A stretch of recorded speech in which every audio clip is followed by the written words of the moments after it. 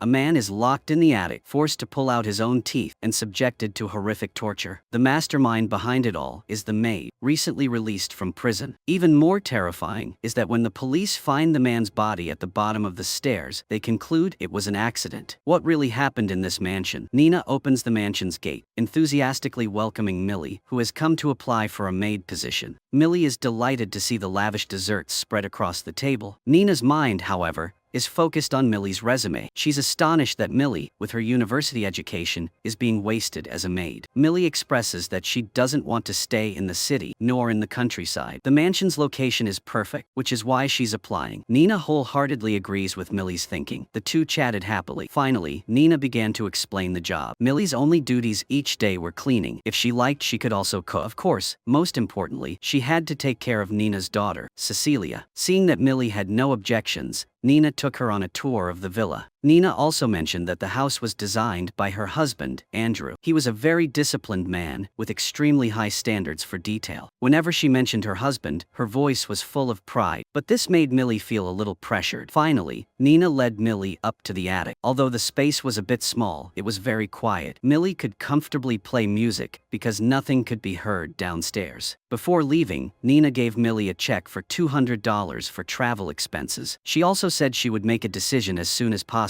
Millie said she would keep in touch, but she thought Nina wouldn't, because her resume was fake. She was just a high school dropout, her only asset being this car. She usually slept in her car. She took care of her personal hygiene in the restrooms of roadside motels. She ate the cheapest fast food. The next day, she was woken up by the police while sleeping in her car. She quickly apologized, lying that she was too tired from driving all night and had fallen asleep in her car. Just then, her phone rang. This wasn't a big deal. Seeing her sincere attitude, the police left. She answered the phone and was delighted to find that it was Nina calling. Nina informed her that Millie had been accepted. She tried to remain calm and said that she could start working that afternoon. After hanging up, she prepared carefully. Then, she arrived at the villa at exactly 1 p.m., but no one opened the door for her. Seeing a man repairing a street lamp in the villa, she decided to ask him to help open the door. But before the man could speak, the gate automatically opened. Millie parked her car and entered the villa. However, Nina was nowhere to be seen. The scene inside was completely different from when she arrived for the interview yesterday. It looked incredibly messy, as if a major argument had just taken place. Just as Millie was feeling confused, Nina suddenly appeared. She proactively took Millie's luggage and said that she had to write a speech for the parent-teacher meeting, so she couldn't help Millie clean her room. Suddenly, she noticed Millie wasn't wearing her glasses. After Nina complimented Millie, saying she looked better without her glasses, she picked up her luggage and went upstairs. Millie began cleaning. By evening, the villa was spotlessly clean. Andrew brought Cecilia home. Millie hurried to greet them. Just as they were feeling awkward, Nina appeared and introduced Millie to her husband. Andrew immediately expressed his welcome and invited Millie to dinner. As she knew how to maintain decorum, she refused and told him and everyone else that they didn't need to clean up after eating. She would handle it herself. After saying that, she went back to the attic. This small room was very cozy, but the doorknob was covered in scratches. Oh, the lock was even more severely worn. Who knows what had happened here? Millie liked airy rooms. She was about to open the window when Nina came in with food. Knowing Millie's intention, Nina immediately said she would call a repairman to fix it. Nina gave Millie a new mobile phone as a welcome gift. That night, she finally got a good night's sleep. However, the next morning she was awakened by a sudden noise coming from downstairs. She rushed downstairs and found Nina rummaging through everything like a madwoman. Nina was shouting that she had clearly left the draft of her parent-teacher meeting speech in the drawer yesterday. But why had it suddenly disappeared today? When Andrew approached Nina, he told her that Millie had thrown away her manuscript. He quickly comforted her, helping her calm down. After Nina left, Millie immediately apologized to Andrew, but he knew that she hadn't thrown the manuscript away at all. He said that Nina had been very upset lately, so he hoped Millie could be understanding. Millie quickly stopped Andrew when he tried to help her clean up the mess, saying it was all right. As Millie went to take out the trash, the gardener Enzo suddenly appeared beside her and questioned her about what she was doing in the villa. Suddenly, Nina appeared at the window. Enzo stopped. When Millie turned around, there was no one at the window. She didn't think much of it and went back inside to continue working. That evening, Millie prepared a lavish dinner, but for some reason, Cecilia seemed to dislike her. Only Andrew showed concern for her. He even invited her to dinner again, but she politely declined. After returning to the attic, she scrolled through Andrew's social media accounts. Soon after, he knocked on her door. The next second, he unexpectedly caressed her cheek. Just as they were about to cross the line, she suddenly woke up with a start. It turned out everything had been just a dream, but this dream was enough to show that she had developed feelings for a gentle man like Andrew. Early the next morning, Nina found Millie and gave her the gate key. Suddenly, Nina asked what Millie had done the night before. Millie, slightly flustered, replied that she had only made dinner for Andrew and Cecilia. Then Millie prepared to go out. Today was Saturday, her day off, but Nina used the excuse that Millie had lost her speech to prevent her from going out. Luckily, Andrew intervened in time to help Millie out. Only then was she able to go out as she wished. She went to the social services office to meet the person in charge of the probation department. It turned out she had a criminal record. Therefore, it was very difficult for her to find a job. This was also the reason she always endured Nina's behavior. The person in charge was very happy that Millie found a new job, but they also reminded her to work properly. Otherwise, she would have to go back to prison. Just as she left the office, she received a call from Nina. Nina and Andrew didn't have time today, so Millie had to go pick up Cecilia. When Millie rushed to ballet school, Cecilia said she wanted to go to a friend's house. The friend's mother immediately called Nina. As a result, Nina agreed. This put Millie in a very awkward position, but she could only silently endure it. After Millie returned to the villa, she discovered that Andrew's mother, Laura, had arrived. Judging from Laura's appearance and demeanor, she must have been a great beauty in her youth. She had very high standards for herself and demanded that her son be meticulous in every detail. This time, she drove here herself to deliver a family heirloom set of porcelain to her son for safekeeping. Late at night, the stifling work environment made it difficult for Millie to sleep. She went down to the lobby to try some popcorn and watch TV to calm her mood. Just then, Andrew suddenly appeared. Thinking he had woken her, she quickly apologized and prepared to leave, but he said he was just passing by. He even proactively sat next to her and explained the reason for Nina's sudden change in personality. It turned out that when she was a child, she had experienced a fire. Both her parents died in that accident. For a long time, the police suspected her, the sole survivor, of being the culprit. Because of this, she had been under immense pressure. At that moment, Nina approached. Faced with her questioning, Andrew blandly replied that he was just watching TV. Seeing Andrew leave, Millie also wanted to get up and go back to her room, but Nina insisted that Millie leave before tomorrow morning. Millie hurriedly explained and pleaded desperately. Only then did Nina agree, but on the condition that Millie dress properly. 3 days later, Nina invited her friends to her house for tea. At first, the atmosphere was very good. Everyone was harmonious and happy, but as soon as Nina left, the others started gossiping about her. Before marriage, she had no money. After marriage, she had even spent 9 months in a mental hospital. Yet Andrew had always been by her side, never leaving her for a moment. Her friends were incredibly envious of her good fortune. Earlier, Nina had told Millie that she was pregnant, but in reality, she wasn't. Just then, Nina rushed back. The friends immediately changed the subject. After a busy day, Millie finally had time to reflect. Millie couldn't understand why Nina had lied about being pregnant. She felt terrified being here, so she decided that when she had saved enough money, she would leave this dreadful place. But the next moment, Nina suddenly pushed the door open and made Millie babysit Cecilia on Saturday, her day off. Millie was angry but didn't dare say anything. She could only smile and agree. Saturday arrived. After Andrew and Nina left, Millie went to the bathroom. Sure enough, she found the psychiatric medication. It seemed Nina really did have a mental illness. Millie thought that if she continued to stay there, Nina would surely torment her to death. She immediately called her job placement agent, hoping they could help her find a new job. But Cecilia overheard. Millie lied, saying Cecilia must have misheard. Then they played together for a while. Suddenly, Millie discovered her doll was in Cecilia's room. She said she didn't want anyone in her room. Seeing Nina come home with tears streaming down her face, Millie quickly asked Andrew what had happened. It turned out that Cecilia wasn't Andrew and Nina's biological daughter, but Nina's child with someone else. After Cecilia was born, her biological father disappeared without a trace. Although Andrew loved Cecilia very much, he always wanted to have another child with Nina. Yet, she couldn't conceive. Today, they went to the hospital for a checkup, and the doctor discovered that Nina's ovaries were experiencing premature ovarian failure. Perhaps she would never be able to have children again. Millie felt incredibly sorry for this man after hearing this. Late at night, she couldn't sleep. Suddenly, a fierce argument erupted downstairs. Fearing something something bad had happened, Millie knocked on Andrew's door. She saw Nina holding a blood-stained knife. She continued to shout Andrew's name. Seeing that he was unharmed, she returned to the attic. The next day, Millie cleaned as usual, but Nina's attitude changed unusually. She proactively apologized to Millie. She even gave Millie some beautiful, expensive clothes. Millie was very happy to receive the gifts, which made Nina very happy. She asked Millie to help book tickets to a musical Andrew loved and a super suite at a luxury hotel. She hoped this would ease her relationship with her husband. Millie smiled and agreed. Today was Cecilia's ballet lesson. Millie sat in the parents' seat and started chatting with another maid. This maid told Millie that when Cecilia was little, Nina almost drowned her. After that, Nina had repeatedly tried to do something reckless. Luckily, Andrew discovered them in time and saved both of them. Millie was terrified after hearing this. She was even more worried that Nina might suddenly fall ill. After taking Cecilia home, Millie asked Enzo if he knew anything about the family's past. But Nina saw her and quickly approached. She knew why Millie booked the musical tickets, but Millie said that she would take Cecilia to an art activity on Saturday. Millie was stunned and asked if Nina had told her to book the tickets, but Nina didn't care about that. She made Millie pay for the tickets. Luckily, Andrew intervened in time, saying she could return them. On Saturday, Nina took her daughter to Disney as planned. Millie breathed a sigh of relief. She dressed up nicely and went downstairs to relax a little. Andrew apologized again. He said he only wanted to let her know that musical tickets weren't refundable. He wanted her to go with friends to cheer herself up, but she had only recently been released from prison and didn't have any friends, so he went with her. When Andrew saw Millie wearing the outfit Nina had given her, he was momentarily stunned. She hadn't even graduated from high school yet, so she completely didn't understand the sophisticated nature of a musical. But because Andrew was there, she didn't feel too embarrassed. After the concert, he took her out for dinner. They even danced together on the dance floor. The atmosphere gradually became more intimate, although both tried to remain calm. When Millie returned to her room, she discovered dozens of missed calls from Nina. Seeing Nina's message announcing Millie's dismissal, she panicked and knocked on Andrew's door. He reassured her and said he had a solution. The two grew closer and closer. Unable to control their emotions, something inappropriate happened. The next morning, Andrew received a message saying his wife would be home early. To prevent Nina from discovering what had happened between him and Millie, he rushed her home. They simultaneously coordinated their statements and quickly prepared for the situation. When Nina arrived home, Andrew and Millie's explanations matched. Everything in the house also proved their innocence. Nina immediately apologized for her actions the previous night. However, during dinner, Nina suddenly changed the subject and asked Millie if she had learned to cook while she was in prison. It turned out that after that interview, Nina had begun investigating Millie's record and discovered the truth. She had served 10 years in prison. Whether Nina hired Millie to play a prank or simply for some fun, it's unclear. After Andrew learned the truth, he didn't turn against Millie. Nina also didn't continue to provoke Millie. On the contrary, she even gave Millie her car. Millie secretly felt lucky that Nina didn't know about her relationship with Andrew yet. Later, Millie drove Nina's car to the supermarket to shop. She coincidentally met Mana, Nina's friend. Mana frankly stated that this type of phone would be monitored throughout the entire process. The monitor could see the phone's location, sent messages, and calls made. At this point, Millie realized that Nina had known about her relationship with Andrew for a long time. Just as she was feeling confused, a police car sped towards her. The police confirmed her identity, then took her into the car and handcuffed her. It turned out Nina had reported her car stolen. Watching the police officers chatting, Millie felt utterly hopeless. Just then, Andrew arrived. He was very close to these officers, so with just a few words, he settled the matter. Millie felt Andrew was the light of hope in her life. On the way home, she apologized to him. She said she shouldn't have hidden the truth that she had been to prison. He said to let the past be the past. Now he needed to handle the present. Upon arriving home, he immediately called his wife downstairs. Nina didn't bother pretending anymore. She admitted to writing about her husband and Millie's theft. He quickly said it was all her imagination, but Nina said she would sue Millie for theft. Andrew, disappointed, said that Nina now disgusted him. He couldn't bear to see her ruin Millie. Nina tried to struggle a little more, but Andrew roared and chased her out. Before their marriage, they had signed an agreement. This house would always be Andrew's property. In other words, Nina had once again become a woman with nothing. No matter how angry Nina was, the harsh truth was laid bare before her. She could only drive away in humiliation. At the hotel, she turned up the music to vent her anger in her room. After calming down a bit, she sent a pre-written letter to a special agency, asking the person in charge to deliver it to Cecilia after she grew up or after Nina's death. The letter contained everything Nina had experienced. When she was 8 years old, both her parents died. Because of this, she became insecure and sensitive. But thanks to her intelligence and hard work, she passed the entrance exam to law school and received a full scholarship. But just when she thought her life was about to change, she became romantically involved with a married professor. Eventually, she became pregnant. The professor showed no interest in Nina or Cecilia. Nina had no choice but to drop out of school and work at a company to support her child. But things didn't go smoothly. Andrew was the boss of the company. Nina couldn't refuse him. He didn't take advantage of her situation. Instead, he comforted and encouraged her, expressing his affection. She also greatly admired his handsomeness and talent. 2 months later, he officially proposed to her. She agreed immediately without hesitation. She felt like she was in a fairy tale kingdom, unaware that she had stepped onto the path to hell. After the marriage, his obsessive control gradually became apparent. Just because Nina didn't have time to dye her hair, he tricked her into going to the attic and locked the door. No matter how much she begged, he made it clear to her that she had to understand the consequences of her actions. Then, he slipped an envelope through the door and forced her to pull out 100 strands of hair, including the follicles, and put them inside. There was no food in the room, only 3 small bottles of water. To protect her daughter, she could only do as he said. But he said there was a single strand of hair without any hair follicles. Helpless, she had to start over. In reality, his goal wasn't her hair, but to turn her into a completely submissive pet. When he saw the time was right, he came into the room and gave her a bottle of water. She was thirsty, so she drank it all. Immediately afterwards, she ran frantically downstairs. She calmed down when she saw her daughter, but suddenly, she felt dizzy. It turned out he had drugged her water. When she woke up again, she heard the sound of running water in the bathroom. She rushed in and saw her daughter in the bathtub, about to drown her. She rushed to save her daughter, but the police suddenly intervened and stopped her. Later, the police discovered traces of the psychiatric medication Nina had taken in Cecilia's system. The police suspected she intended to do something reckless with her daughter. The doctor also believed she suffered from paranoia. Therefore, she was admitted to a psychiatric hospital. All of this was Andrew's scheme. His main goal was to ruin her reputation and force her into submission. After picking up her daughter, she had no choice but to comply with his wishes and admit to having a mental illness. When she returned home, she was reunited with her daughter. Laura also gave Andrew a meaningful glance. From then on, Nina became completely Andrew's plaything. If she didn't speak up, she would be locked in the attic. When Nina learned that Andrew wanted a child, the very next day she secretly went to the hospital to have a sterilization procedure. She even gave the doctor a large sum of money to lie and say that her bladder was failing prematurely. Enzo was the only one who trusted Nina. He had helped her get a fake passport, but the result was that she was discovered before she could escape with her daughter. Therefore, Andrew sent her to the psychiatric hospital again. This time, Nina learned her lesson. She discovered that Andrew thoroughly enjoyed being adored by others. Coincidentally, Millie arrived at the mansion seeking employment. She was intelligent and beautiful, but penniless and without a place to call home. Most importantly, Millie had served 10 years in prison for murder and had only recently been released. Nina immediately devised a plan to find a scapegoat. Enzo, however, didn't want Millie involved. But in this world, there is no such thing as fairness. After Nina was dismissed, Millie and Andrew began living happily together. She noticed he was very concerned about his oral hygiene and had a very disciplined diet, so every day she prepared breakfast for him on time. Just as she finished preparing breakfast, Enzo was startled by what she saw outside the door. The family heirloom porcelain set that Laura had sent had also fallen and shattered. Andrew immediately fired Enzo. Andrew told Millie not to worry, she only needed to clean up the broken pieces. He also knew a master craftsman who specialized in repairing ceramics. She felt she had found true love. But when he came home from work and saw the stains on the broken pieces of pottery, he became furious. However, he didn't raise his voice. Instead, he celebrated with champagne. They enthusiastically toasted each other. But when she woke up again, the room only contained a small bed and a cupboard. She got up to open the door but found it impossible. Andrew was guarding the door. He told her that the plate had broken into 21 pieces and that she had to pay the price. Only then did she realize he was a pervert and a controlling maniac. Nina had deliberately put Millie in her place. Millie was utterly devastated. She also recalled her past. Despite her difficult family circumstances, she had worked hard to win a full scholarship to a prestigious local high school. That day, she was shocked to discover a wealthy, academically gifted male student abusing a female student. Without thinking, she threw the crystal ball, but she accidentally killed someone,